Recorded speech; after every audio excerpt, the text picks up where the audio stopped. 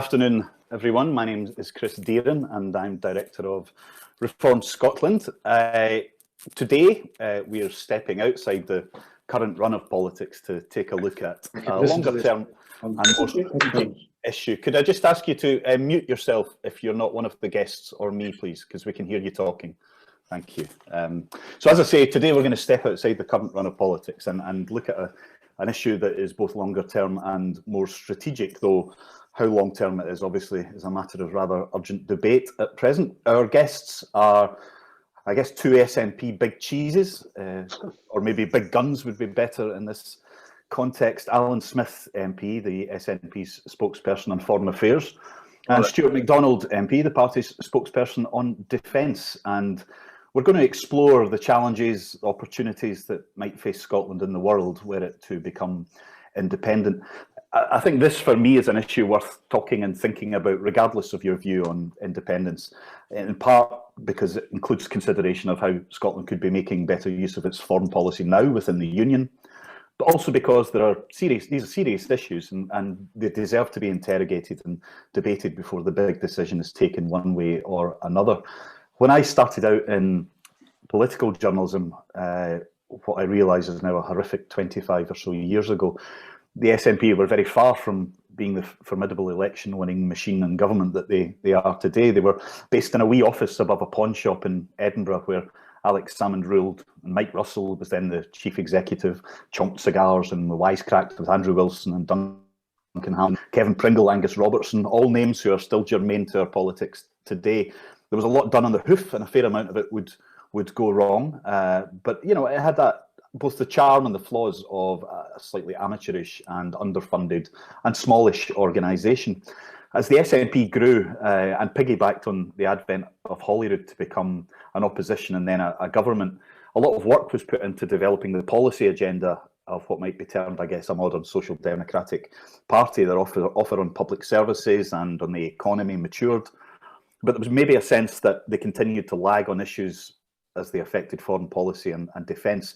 It was something they'd struggled to be taken seriously on before Holyrood came along. I remember a regular gag when we attended the launch of the latest SNP defence paper that they were announcing the replacement of the RAF with men on kilts on hang gliders. Unfair, undoubtedly, but that was often their opponent's tone. And at Westminster, when foreign policy was discussed way back in the day, the position often seemed to be to criticise whatever the Westminster government of the day was doing in war and diplomacy without a particularly convincing alternative. So today's guests, it's fair to say, have worked hard with others, with their teams, to change that. And I think with great success, there's a growing body of work that sets out in some depth and with real seriousness how an independent Scotland would make its way in the world, which organisations it might join, which positions it might adopt, what end to come at things from. And at the end of last year, the party published its submission to the UK government's integrated foreign policy and defence review, which was co-authored by today's guests. Scotland's place in the world has obviously been thrust to the front of the debate in recent years thanks to Brexit. If we're not in the EU, what are we to be? What is our role? How do we impact upon Westminster policy as it affects foreign policy? If we decide to go, how best should we do that? Should we rejoin the EU? Stay hugger-mugger with England? What does independence even mean in such an interconnected world? And as a small nation, how would we operate in an environment dominated by large countries and blocs like the US, China, the EU? We would certainly be a rule taker rather than a rule maker. And I suppose as well, what lessons are there to draw from similar-sized countries and how they go about their business in the world? So today's a chance to discuss and think about all that in the company of two politicians who've been doing the hard yards for a good few years now. Just before we start, if I can remind you to mute yourselves, unless you're Alyn, Stewart or me, or if you've been asked to speak with a question. We'll be taking questions once we've had a bit of a back and forth between the three of us. So if you could send me any question that you have using the Zoom message button on your screen, and I'll come back to you and get you to ask it if you've been selected. So here we go. Just to start, I feel that I can't start without asking about current events at Holyrood, Alyn, Stewart. I mean, yesterday we saw the First Minister put in a mammoth stint in front of the Salmond inquiry.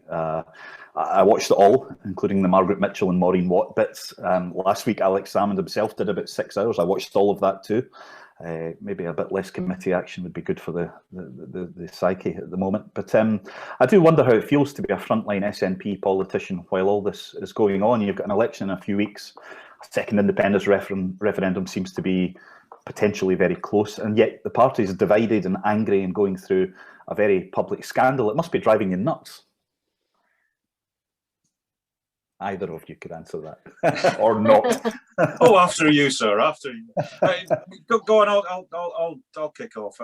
It's been grim. I wouldn't pretend it isn't. And I think in a meeting like this, we can dial down from the amped up hysteria that we've seen in some quarters, particularly the internet, on this stuff. It has been grim. There's a deeply personal element to all of this, which is where there's a human drama as well as all the rest of it and the constitutional stuff, and there's a lot been thrown into it. But it really is worth remarking that Nicola Sturgeon yesterday spent more time giving evidence to a committee of inquiry over essentially an HR failing by the Scottish Government than Tony Blair did in the Chilcot inquiry on the war in Iraq.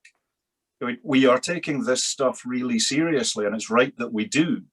But it has been tough. But many of the conspiracy theories that we've seen thrown into the mix have been pretty wacky. The integrity of the law officers being called into question, the integrity of the Crown Office on the prosecutorial functions. There has been a court order in place in order to protect the anonymity and security of the complainers. It's right we take that seriously, because Holyrood is not sovereign with privilege in the way that the Westminster Parliament is. Now, that's not my worldview, but it's the reality that they're operating within. So there's been a professional silence has had to be maintained on some of this stuff that some bad actors have taken advantage of with wacky conspiracy theories. And yesterday, I think, has gone a long way to debunking the wackier stuff. And it's still a saga. There have been clear failings that we need to learn lessons from, and there do need to be consequences. But I think yesterday's dialed a lot of it down. And in terms of implications for the party, for the independence movement, I don't know Stewart's number, but certainly in Stirling, we've picked up members over the last 3 months.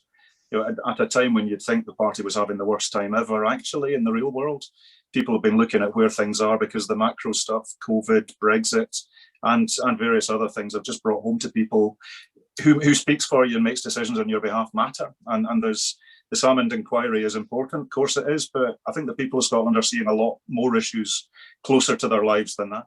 Yeah, okay. I presume you'd be happy to leave it there, Stewart. Oh yes. Let's move on with the issue at hand. I'd like to start with the EU. It's obviously occupied our thoughts a lot in recent years. And Alyn, I watched you speak recently, and you said that I think from memory, you didn't really see the EU as being a foreign policy issue in an independent Scotland. If I've got you right, could you explain what you mean by that? Very happily. And this is the roots of Brexit.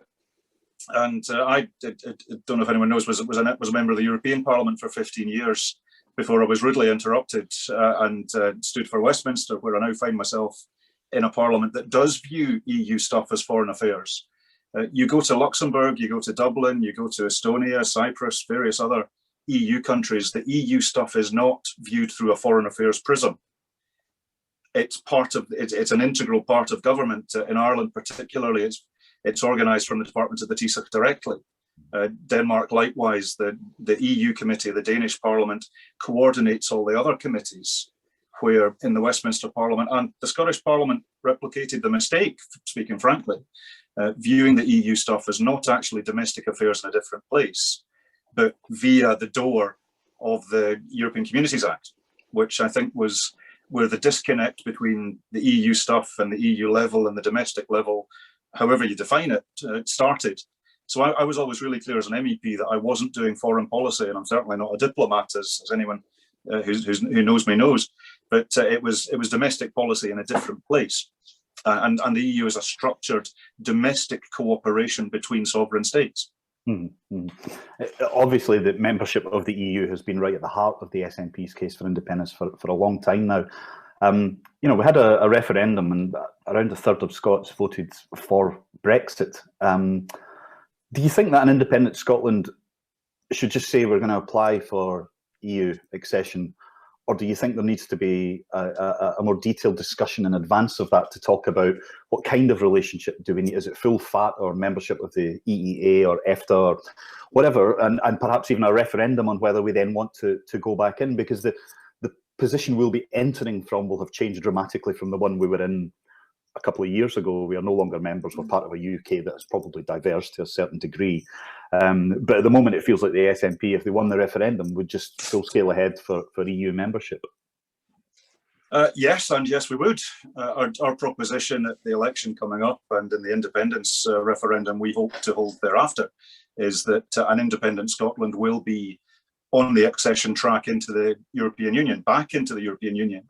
The scale of the divergence, frankly, remains to be seen depending upon the timing. We've passed, as you know, in Holyrood, the Continuity Act that the Scottish Government wants to keep pace with EU standards legislation. That's going to be a challenge, but we do want to stick as closely as possible to the EU acquis communautaire. And, you know, I've spent far too much of my life looking at other options in terms of EU relations, and EEA exists, EFTA exists. I have to say bluntly, within Brussels, there is zero appetite for any discussion about mystical halfway houses.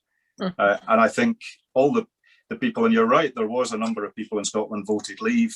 I've spent a lot of time talking to them, and by and large, they fall into three categories. One was, I like decisions to be made as closely to home as possible. Two, fish. There was a variety of promises made on fish that have comprehensively not been fulfilled. And I think that's a different dynamic than it was. Also, there was a big chunk, and I have to say there was some SNP support as well, vote leave to trigger a crisis that will get us into Ref 2. And it's not a logic I like, but it was out there. It was absolutely out there. And I think our proposition of independence in Europe, the beauty of it is it's contrasting two things that exist. It's the reality of UK membership in Brexit Britain versus the reality of EU membership. So in 2014, our proposition was essentially everything you have, you'll keep, but we'll go to a different status.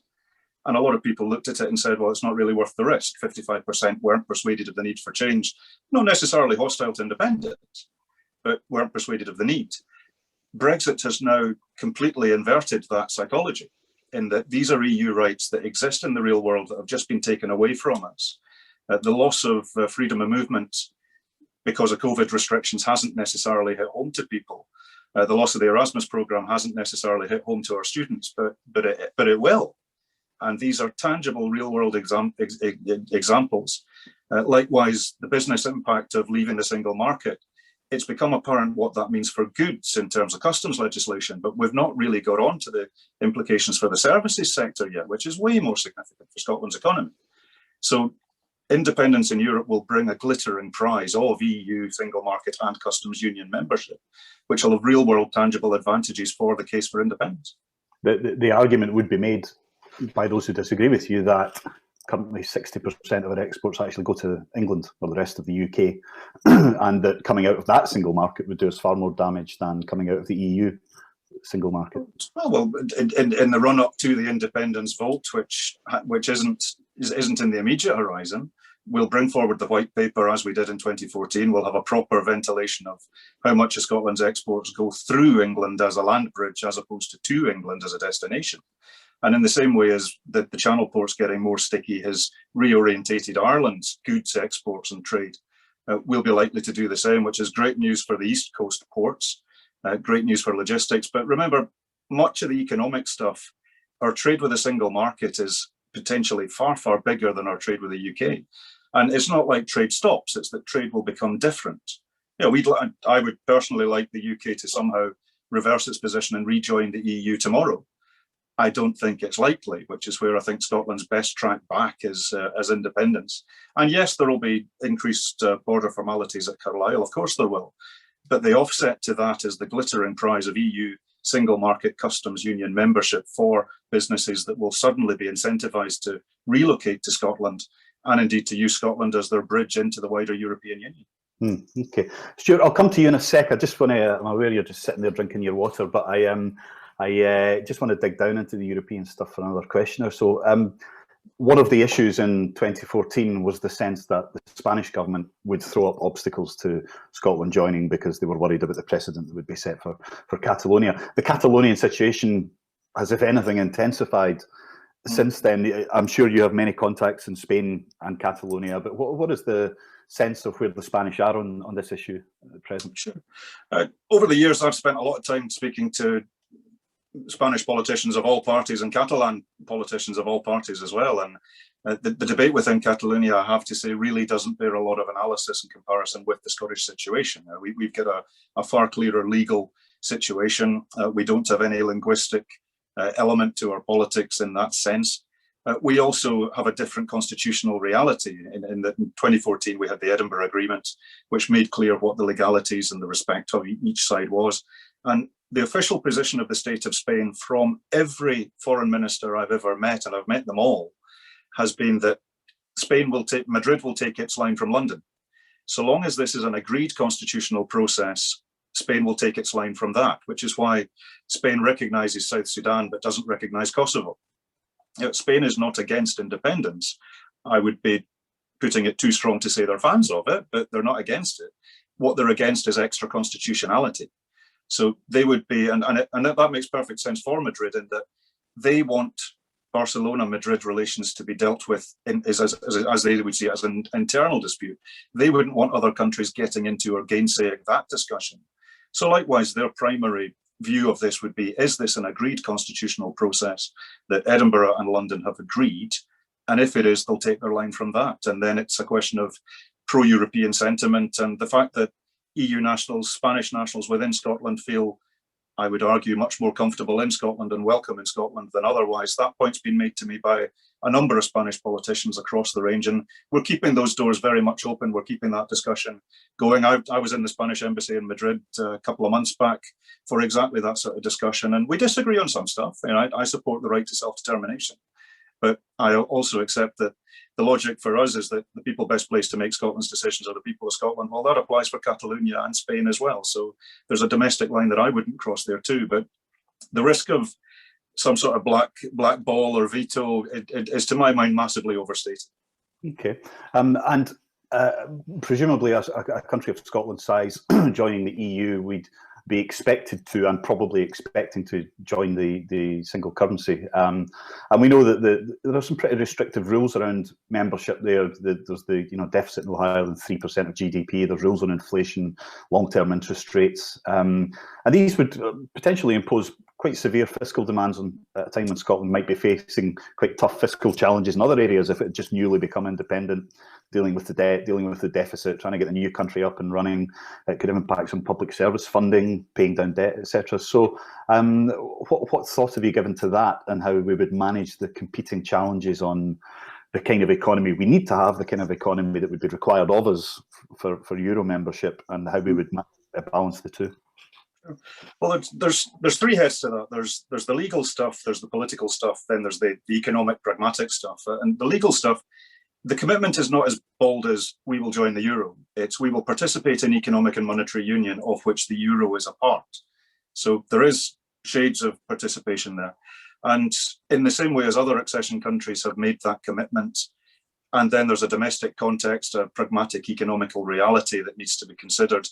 Sweden made that undertaking. Sweden had a referendum. The people of Sweden said no, and Sweden remains not in the euro. Now, I'm perfectly happy, and I've said before, and it was a little controversial, that I'm quite agnostic on currency, where a number of folks in Scotland's political debate are not agnostic on currency. I think we need to go for what's going to be the best option for the Scottish economy as we see it at the time. And Andrew Wilson's Growth Commission did a power of work in ventilating the numbers on all of that stuff, the reality of it. And the truth of it is there is not going to be on day one of independence the final form of an independent Scotland. There's going to be transition phases out and in of a new reality that as we accede into the European Union, we accede into NATO, we secede from the United Kingdom, Great Britain. So the Growth Commission sets out what our policy is, which is sterlingisation for a while we work out what the best arrangements are going to be. I think that's pretty pragmatic. And I said there's zero appetite for EFTA, EEA, fantasy option in Brussels. There's zero appetite in Brussels to force a country that's just coming in to join the euro. Yeah, the two are different. There's lots of EU countries are not in the euro presently, and these things need to be worked out in the fullness of time as the economics make sense for it. And you're right, I think there would be a number of things that we'd need to consider at the proper time. So our position presently is we'd make the commitment same as any other state does, but accession to the euro is a different question for a different day. Okay, okay. Stewart, your submission to the Defence Review, which I've been reading, you talk about long-standing opposition to the nuclear weapons programme, a greater emphasis on the high north and Arctic regions, on state resilience, which you and I discussed before, improving the terms and conditions for armed forces personnel, and a number of other things. And there's a quote from you saying, what we've put forward wouldn't look out of place in the defence posture of an independent Northern European country committed to the rule of law and regional security. I suppose it's what you're really proposing is quite a change from the UK's posture of centuries, decades, whatever, in terms of how it orientates itself to the world, and therefore what it needs in terms of defence and diplomacy reserves, if you like. You know, it might actually be something of a culture shock, moving from being a global operator like the UK, with big ambitious, perhaps overselling ourselves at times or whatever, to actually turning to the North Atlantic and the Scandinavian countries, the Nordic countries, whatever. Could you talk a bit about that and what you see as Scotland's role would be within that new reality? Sure. Well, thanks, Chris, and I'm glad you picked up on that in the integrated review. I mean, a country of Scotland's size and the kinds of capability that an independent Scotland would have just wouldn't lend itself to being, for example, to this Indo-Pacific tilt that we can see the UK trying to undertake at the minute. Even if Scotland was to have a government that wanted to do that, I don't think it would be feasible. So what you then have to ask is, in the context of the threat picture that an independent Scotland would find itself in the region that it finds itself in, what does it have to do for its own domestic security? And what does it have to do to support its neighbours and allies, as you would expect a country like Scotland to do? So we can't just be the kind of rogue part that hangs out the top of England. We have to take regional security extremely, extremely seriously. One of the things that kind of runs through that is, in the context, say, of the armed forces, is modernising the armed forces in itself. You know, we've had a lot of engagement, in particular with Norwegian and Danish armed forces. We had a very good discussion a while back with the head of the Danish Armed Forces Union, which of course is outlawed in the UK. Members of the armed forces aren't allowed to be in any kind of organised body. So what we propose is a model that's far more recognisable in other NATO member states and other EU member states than what the UK does at present. If you look at what the UK spends, for example, on personnel in terms of its contribution to defence, it's remarkably small. Yes, you know, everybody always gets focused on the 2% NATO target. You actually drill down into what we spend the cash on. A lot of it is on these big, expensive, glitzy platforms that we're sending out to the South China Sea, for example, but very little of it is on actual personnel itself. And by comparison, I've just got the notes here, you know, 48% of France's defence spending is on personnel, 51% for the Netherlands, 66% for Italy, it's 5% for the British MOD. So at the minute, the UK kind of stands out like a bit of a sore thumb, where it has such a huge, it's had a huge emphasis on platforms, big, shiny, expensive ones to project itself globally, as opposed to investing where it needs to be a serious regional security actor. Now, that's not me saying, incidentally, that the UK isn't taken seriously as a regional actor. It's a founding member of NATO. Of course it is. But for where Scotland would find itself, and the countries that are around it, the part of the world that it's in, it makes sense entirely to focus our capabilities on people and on a contribution to regional security rather than, projecting power around the globe, which would just be the wrong thing to do. So if we were to refocus to the sort of North Atlantic, or however you want to characterise it, what would the risk register look like then for an independent Scotland with that as its backyard and focus?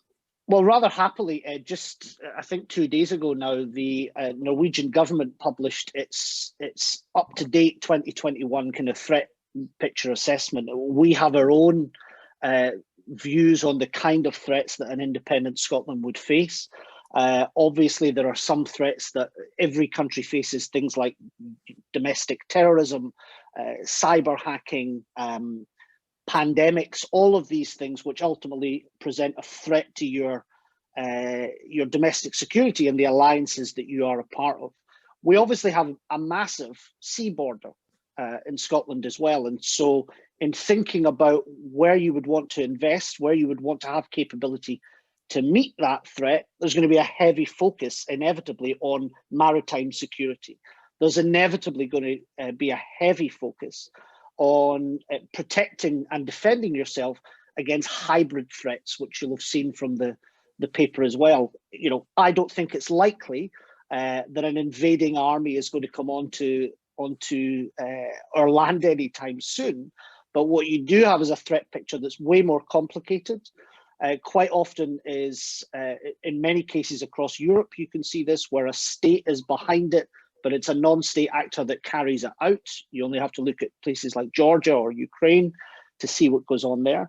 And I think the best way for us to approach that threat picture is to learn from countries such as Sweden. So Sweden has a defense and security concept called total defense. It's a whole of society approach to defense, where economic security, human security, the physical security, military security that you require are all brought in together, getting away from a very Anglo-American view that defense is all about tanks and guns and rockets and heavy equipment and expensive equipment, when in actual fact what's needed is to look at the threat picture, look at how it changes, and realizing that if you're going to join all that up and not be a weak link in the chain or have a vulnerability that could be exploited, then you need to view, as I mentioned, pandemic resilience just as importantly as any other part of the defense and security posture that you would have. And maybe you could talk a bit more about resilience, because obviously it's hugely relevant to what we've just come through. We've had conversations about this before, where other countries have a much more thought through resilience program, and actually it's the kind of thing that can involve large swathes of the population who at present aren't involved in that side of thing. Would you maybe just talk through some of your thoughts on that? So one of the things we noticed from the pandemic back in the early days of it, when, if you remember, people were signing up to be volunteers to help the National Health Service or help to do whatever it was, we got thousands and thousands of people signing up. I think I'm right in saying that in Scotland it was about 35,000 people signed up. The vast bulk of those people heard nothing back at all. So we know from that experience that people want to help. We know that when a shock event happens, people want to be involved in supporting their communities. So let's harness that. Let's look and learn from countries like Germany. Let's learn from countries like Sweden, and work out how do we best prepare the population for when a shock event occurs, whether that's a weather event, whether that's a pandemic, it could be a power outage, anything at all that you might need to draw on the resource that is your population, because your biggest asset is always going to be your people. So I think that there's an argument, and I've made this argument, and you'll remember, Chris, when you and I talked about it, people were accusing me I want to set up a child army as a result of it. I think there's an argument to say to people who have got skills that they want to give to some kind of resilience outfit in Scotland, let's formalise it. Now, I'm not talking about conscription or anything like that. That would just be outdated nonsense. But let's formalize it, because what you end up with, you know, if I just take one example, you know, Facebook groups pop up and people are kind of helping out with, it could be foods or making sure somebody's got the gas and electricity supply working or whatever. And you end up with all kinds of GDPR being broken, people going into people's homes to help out where maybe they're not entirely trained in how to do it. So let's formalize it. And also as well, by the way, you could actually use it as a kind of soft power part of your armory as well. Let's say in a country around the world, a tsunami hits. The first thing we often do is send out the armed forces, because they've got that training and skill to be deployed.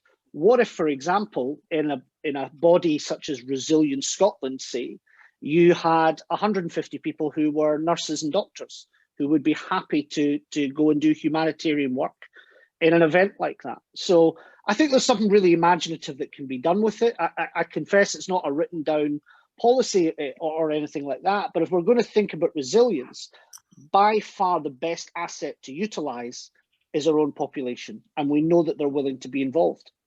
Okay, really interesting subject. Just to broaden out again, on a personal level, I suppose that the main reason I was a no voter in 2014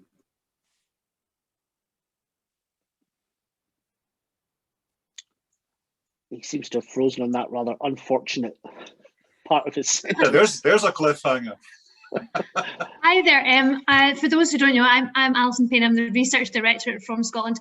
Chris does seem to have dropped off with that bombshell right now. It wasn't us. I imagine though he was basically going on to talk about the previous referendum and picking up on that. Trying to second guess what he was perhaps going to ask, but some of those issues that have come up about the questions about foreign policy and defence, looking towards an independent Scotland, would you be able to convince Chris, should he come back on the call, as to how we move forward from here, how we do find Scotland's place in the world, an independent Scotland's place in the world, how its relations are with the UK and looking outwardly? I've probably not really picked up where Chris was going with that, but he will probably rejoin us. Yeah. So I think there's kind of five, for us, there's kind of five key pillars in how we, you know, how do we design our own posture in terms of defence and foreign policy. One is to be, you know, a country that is a good global citizen. It takes climate change seriously, it takes international development seriously, and all of those things. I think you need to be a player in multilateral bodies. So, you know, as Alyn has already kind of covered, a member of the EU and being active in that, in NATO, in the OSCE, in the United Nations, and using those bodies in your country's interest, but also in the interest of prosperity, stability, peace building, all of those things. The North Atlantic neighbourhood being central to our security posture, being a good security actor in our own region rather than trying to project power elsewhere. A resilient state, which, you know, we could probably do a whole separate discussion on entirely, and a modern armed forces that is well invested in, that has people that want to join, that retains people, and, you know, looks and sounds and is organised like any other modern armed forces in Northern Europe. Alyn, I don't know if you want to pick up on any of that.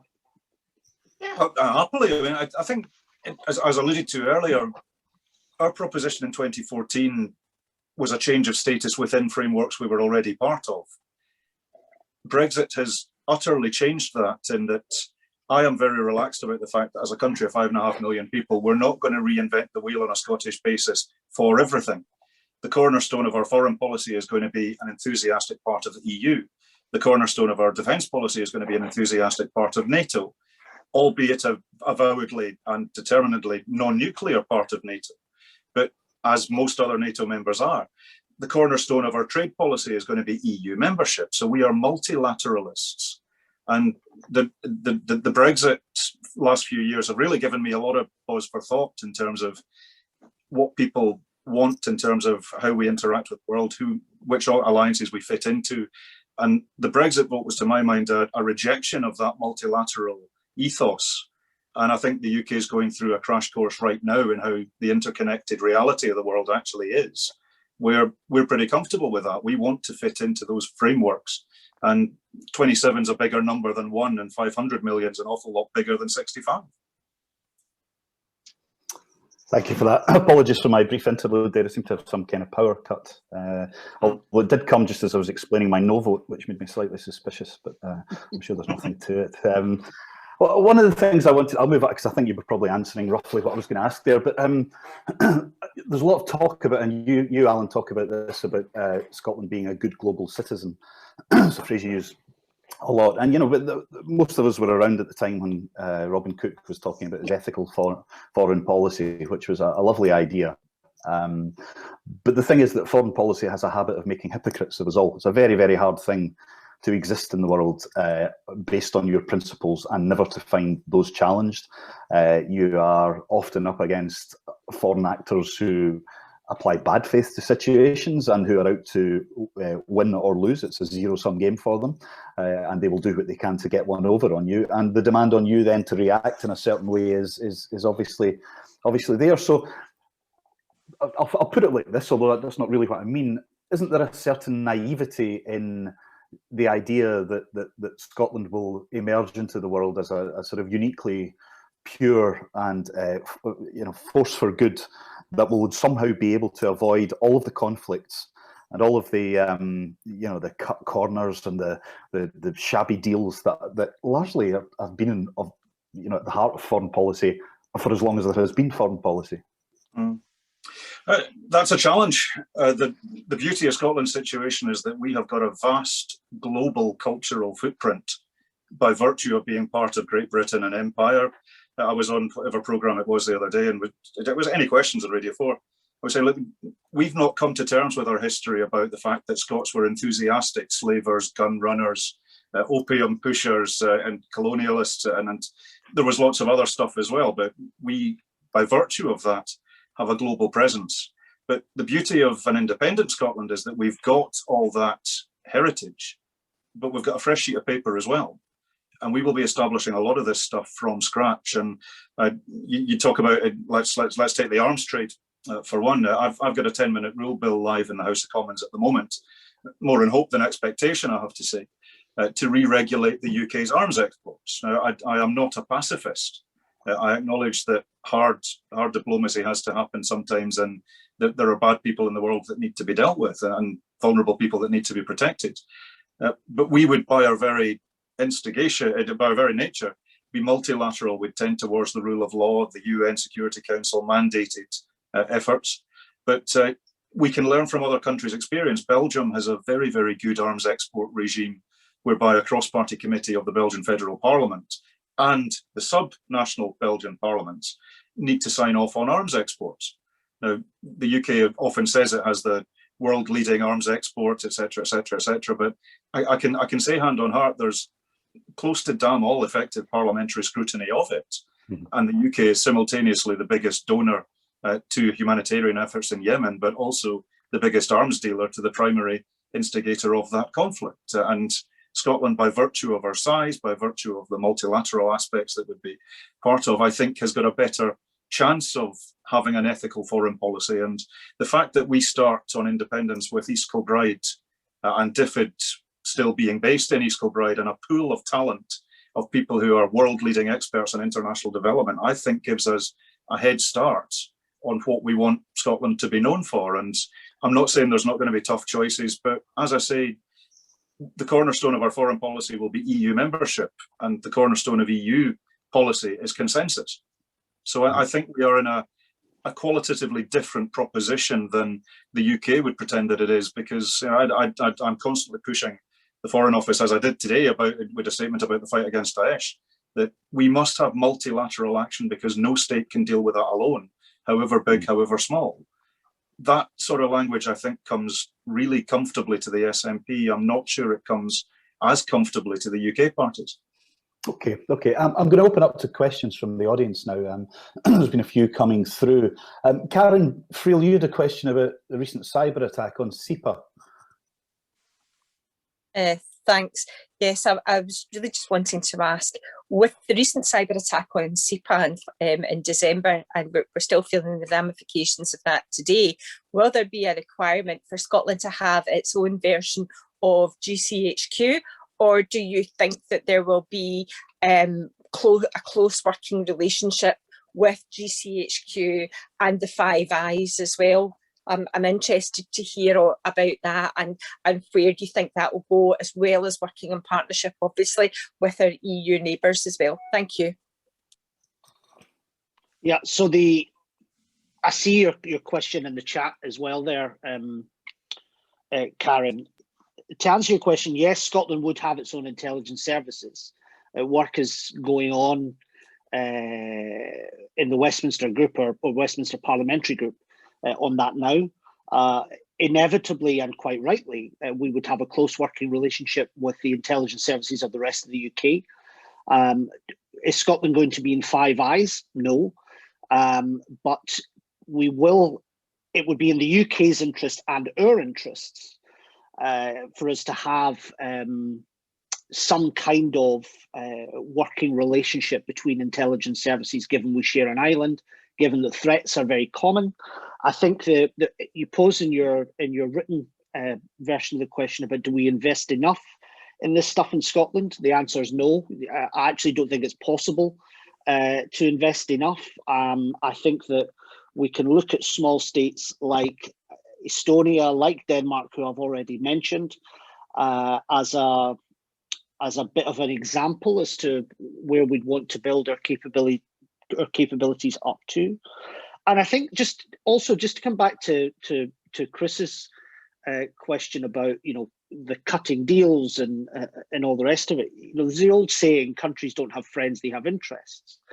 And if we go back to the poisoning of Sergei and Yulia Skripal a few years ago now in Salisbury, you might remember that the First Minister took quite a lot of heat from some people, some corners of the internet, for the positions that she took. She backed Theresa May 100%, and there were some Tory MPs who were equally quite surprised by that. And I posed to anybody who was surprised by it, if Scotland had already been independent when that attack happened on our nearest neighbour and somebody who we share an island with, how else would we have been expected to respond? I'm sure. Would we really have done it any differently to Ireland or the Netherlands or any of these other countries who would be our close allies? And I think the model we can look to follow are several other small states. Right now, you have Norway and Ireland as elected members of the UN Security Council. The contribution of small states is often overlooked. Actually, if you go to a country like Ukraine, which is currently annexed at one end and occupied and has a hard war on the other end, yes, the UK is present there. There's a debate over whether or not it's meeting its obligations under the Budapest Memorandum, but the small states contribute so much, not just in terms of soft power, although there is a lot of that. The small states contribute so much in terms of defence training, in security training, all around that region and in other parts of the world. So size isn't everything, would be the thing I would say on that.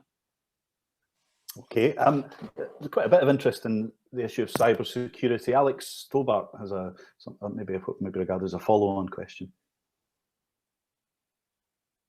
You with us, Alex? Very much. Can you hear me okay? Yep, we can hear you now, yeah.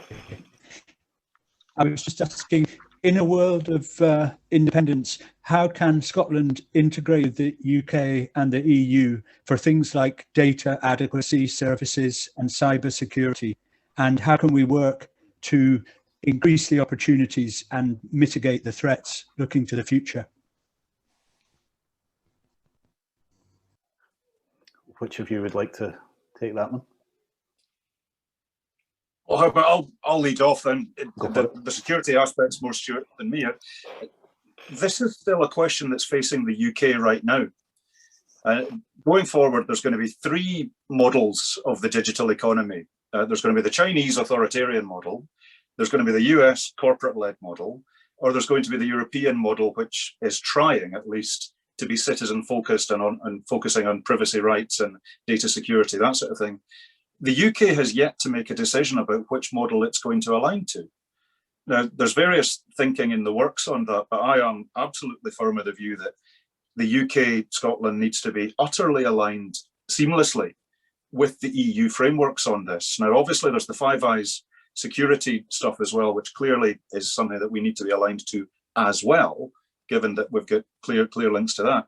But the idea that the UK is going to develop its own way of doing data security or GDPR and in the next iteration, or the digital economy, just isn't serious. It's for the birds. And the benefits of that cooperation, and this can be done out with the political union of the political union of the EU, a cooperation agreement would allow that to happen. So from a Scottish perspective, we would opt in wholesale to all of the EU frameworks on this stuff. We'd need a bilateral arrangement with the UK, but I would really hope that the UK was there alongside us as an integral part of that framework. Yeah, and I think, Alyn, I think you've said it before, the data policy of the EU is practically written by Estonia. So again, you know, a small country really helping to set the agenda in a positive way. Okay. Al Russell, you have a question on the North Atlantic shift.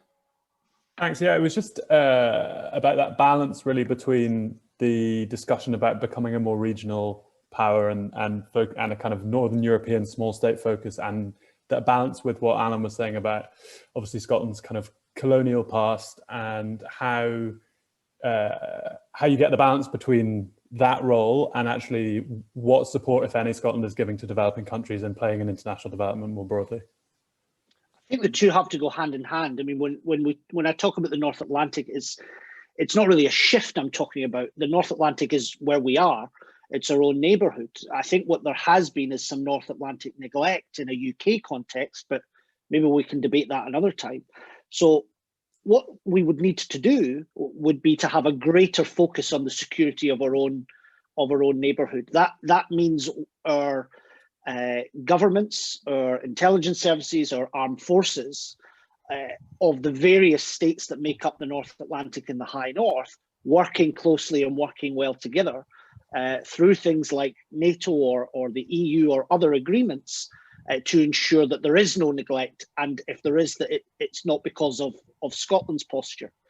I think that absolutely, and Alyn, I'm sure we'll come on to this, that doesn't then mean that you can somehow not do international development support for developing countries around the world. I don't think Scots would stand for it, but even just from a self-interested point of view, it would make absolutely no sense to have any kind of easing of the pedal as far as a global presence for development is concerned.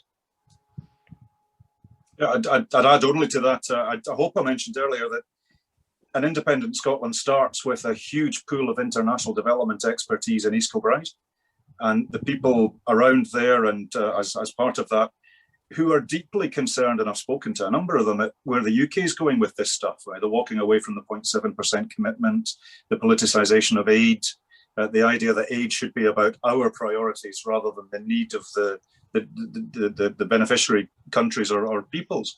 So I think we've got a huge advantage from the get-go on that sort of stuff. I would operate within the EU frameworks. The EU is one of the biggest donors of humanitarian aid in the world. That's soft power made real. I think there's a real need for multilateralism within that. But yes, absolutely. I mean, Scotland has a significant global interest in international development, and humanitarian aid would very much maintain that and continue that. We're committed to the 0.7% spend as an independent state. That would be something I would go to the barricades to maintain in a way that the UK hasn't. And one of the things that was difficult to argue against on international development was that the UK was doing a bad job. It wasn't, it isn't, but it's doing a hell of a lot less than it used to. And I fear the direction of travel under the current administration is going in a direction that I don't think most people want to be going. So I think that we've got a huge advantage with that, but I would be operating and influencing the EU frameworks on international development, because I think that would allow us more bang for our buck and greater complementarity for the global south and the developing world as well. I know that this issue of foreign aid is something that our friend Angus Tulloch spends a lot of time thinking about. Angus, are you with us? I presume you're going to have a question on this subject. Thanks. The question is, at the moment, DFID does the development aid budget for the whole of the UK. Regardless of the constitutional status, could we not do a much better job if it was run from Scotland with a much bigger focus on contributing in terms of personnel exchanges rather patronising funding?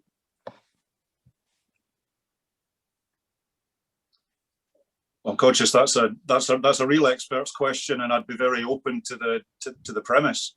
I think the focus that we'd have would be on international development in the round, and obviously there's evolving attitudes to what's most effective and what's most useful. I think capacity building is one of the things that is most effective in terms of spend. I've seen throughout a number of the sub-Saharan countries where actually we don't need you to throw more money at us. You need to help us to how to use it and build the capacity domestically to deal with that sort of stuff. So I'd be very open to that question, but my wider point's that I think an independent Scotland, by virtue of the fact we've got DFID as was and the personnel still around East Kilbride, gives us a real running start to be a leader on this stuff within the wider EU framework. Okay. Bruce Halliday, you here, Bruce? Are you still with us, Bruce? I am, Chris. Yeah, thanks. Do you want to declare your interest before you ask your question? Yes. I will be one of the candidates for All for Unity in the south of Scotland, so I obviously have a perspective on things which might be different from Alyn and Stewart, I suspect. But the question I just wanted to ask about the EU was, obviously at the moment we have 59 out of 650 MPs at Westminster, so we have a representation there of 9%. An independent Scotland, if it did join the EU, would have 6 out of 711 MEPs. No, we wouldn't. No? That's all right. No, you're wrong. Okay. Well, if we go with it, that would be 0.9%. So really my question is, would an independent Scotland and the EU not really be told what to do and expected to do it? And to some extent, is independence in the EU not an oxymoron? And if 6 is an incorrect number, I'd be interested to know what is the correct number. Well, I'll keep it to a 2-minute answer because this has been comprehensively debunked. The allocation of MEPs is worked off the Cambridge proportionality, the Cambridge formula of digressive proportionality, which was enshrined in the Lisbon Treaty when it was incorporated into the Acquis Communautaire. It's worked out on a proportional framework which says that essentially the bigger the member state, the lower the per capita representation, which means that Cyprus, with a far smaller population, Malta, has a far higher per capita representation within the European Parliament, which is capped at 751 members. So there would be a shifting about of everybody else's allocation according to current population levels and the member state basis. So presently on the numbers, Scotland would have between 12 and 13 MEPs as an independent state. As a region of the UK, because the UK was a bigger state, the Cambridge proportionality digressively meant that we had a lower per capita representation. So the premise of your question is wrong in the arithmetic, but it's also wrong in the politics. The EU is a confederal union, and the EU driving force is the member states acting in the council, where Malta sits next to Germany. Switzerland is obviously not part of that framework, but by virtue of the EFTA arrangements has to take a lot of the rules. But the Czech Republic sits next to Slovakia as equals, that's the point. And the decisions are done by consensus according to what's the best interest of what we're seeing. So the MEPs are part of the picture, absolutely, but the MEPs don't sit in national blocs. They sit in political families. The SNP sits with the Greens within the European Parliament. Your party doesn't sit with anybody because you don't have any representation anywhere. So it is about how you engage in the issues and how you engage in the facts. And an independent Scotland will be in the European mainstream. And that's what I want to see. So, and if you want to talk democratic deficit, the democratic deficit of the UK vis-a-vis Scotland has been played out in the last 4 years for all of us to see. Scotland massively voted against Brexit, massively endorsed my party in the 2017 European and Westminster elections, then again in the 29 Westminster elections, and yet Brexit happened against our clearly expressed democratic will. So the democratic deficit does exist, but it's in these islands, not in the European continent. Okay, that got a bit tasty. Thank you for that, gentlemen. Probably the last question we'll have time for, I think, and it's my chairman, Alyn McFarlane. Alyn, are you here? Hi, I didn't pull rank for this. It was just a question. Gentlemen, that was absolutely fascinating. Thank you very much. I was very struck by Alyn's remarks about domestic cooperation of sovereign states. And of course, in the event that your party's wishes were fulfilled, one of the biggest questions would be the domestic cooperation with the remainder of the UK. Now, I want to touch on monetary union here. If I understood you correctly, the subtlety of your position became a lot clearer. So being an EMU and not necessarily the euro without ruling it out, really, really clear. But at the same time, retaining sterling. Now, I'm old enough to remember the day when Norman Lamont had to take us out.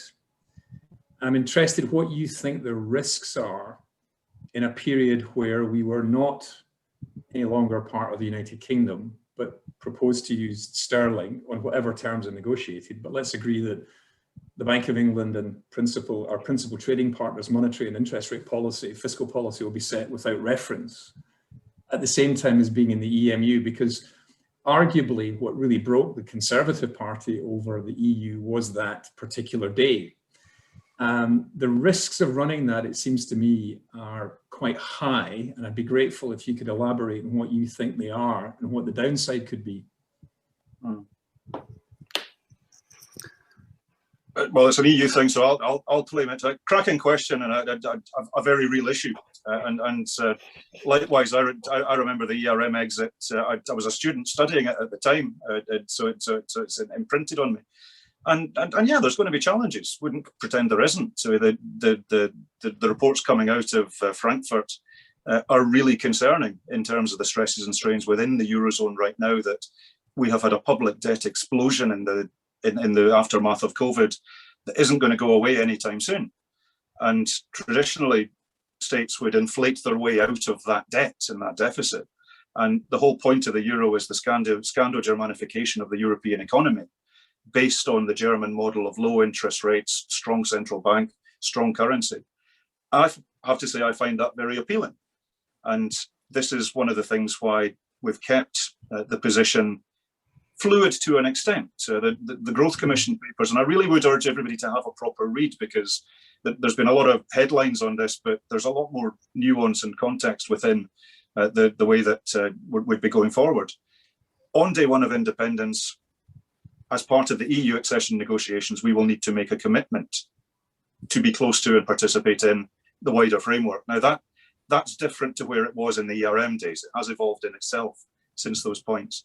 So there's an extent to which we need to make a commitment to align, to be close to, but then also with sterlingization, we would not domestically be in charge of the setting of interest rates in that scenario, which to my mind would accelerate us towards working to a more sustainable solution on that point. So we'll create an independent Scottish currency, which would have issues in terms of maintaining its strength, maintaining its interest rates, but that would give us a macroeconomic degree of flexibility. But then there's the global context and the wider context to all of this, that as a small economy, where's our best interest going to be served? So either that or accession into the euro, which is a discussion that we put to the people of Scotland. And your point about if our party's wishes are fulfilled, well, our party's wishes are only fulfilled if we persuade the majority of the people of Scotland to go for them. So we're utterly committed to this being a national decision for all of us. And I think on currency, there's a scope for pragmatism necessitated by the fact that there's a lot of stuff in flux at the moment. Can I just come back very quickly, Chris, just on that, and not to debate you, but just to make sure this is amplified fully. You made the point, and I have to say, I've never heard the phrase Scando-Germanification in monetary policy, but I think it will live with me from now on and probably use it again. And we can debate who else in the rest of the EU has been blessed by that particular thing, without in any way knocking its power for the people who've been able to sustain it. I completely agree with you on that. But arguably the point of the Lamont Day was that the two monetary models in Europe, the German and the UK, were unable to be reconciled.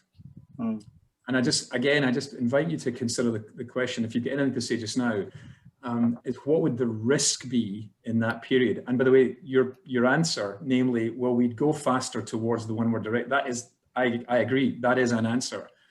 I think it would make the implied difficulties in Andrew's paper, which I have read from cover to cover, all the greater. So that it's just to allow you to amplify on that. And Alyn, I think, and I'd expect nothing less, you make a really significant point that that is a genuine challenge that will need to be dealt with. And the reason why the Conservatives in that period had that issue was there was no serious attempt to align UK policy with the ERM. And the economic pressures then went in different directions. There's an argument that says that's going to accelerate going forward, as we've seen a lot of financial services moving out of the City of London to Dublin, Amsterdam, Paris, Frankfurt. I think we'll increasingly see that the UK financial stuff will be New York, London, Moscow, Singapore, where I think arguably Scotland's financial interests are much more aligned to the Paris, Amsterdam, Frankfurt economic model. And there's a question that's going to need to be set, but I think for the moment we've set out a clear direction of travel in terms of what we're looking for. And you're right, there is obviously a sustainability question about it, and I think we'd get to that at the proper point. And we've not reached the final answer yet, I'm happy to say. I don't think that's claimed in Andrew's paper. Well, I think as Alyn says, we haven't reached the final answer yet on a number of issues today. But what an conversation and what an interesting exposition, I think, of developing thought about Scotland's place in the world, whether we are within the Union or independent. And I know that Alyn and Stewart have a meeting shortly, so we really have to wrap it up there. So can I just thank you both again for taking some time to speak to us, and it was utterly fascinating, and I'm sure it's something we can return to as the years go by. Yeah, we've not seen the last of your bonnets and you, to borrow a phrase from someone who we might not want to mention. And I'll just say for the audience, we've got another couple of events coming up in the next few weeks. Anand Menon, who's a professor for Question Time, as he's often called, because you usually see him on there. He runs UK in a Changing Europe. He's going to be doing an event with us to talk about the UK and Brexit and the future relationship. And then we've got the new Scottish Labour leader, Anis Sarwar, on, I think, the 23rd of this month. But if you keep watching your inboxes, we'll have invites out to you. So do come along, and hopefully those events will be every bit as good as this one. So thanks again, gentlemen, and thank you all for coming along. Thank you. We'll good to see you. Cheers. Stay safe. Take care.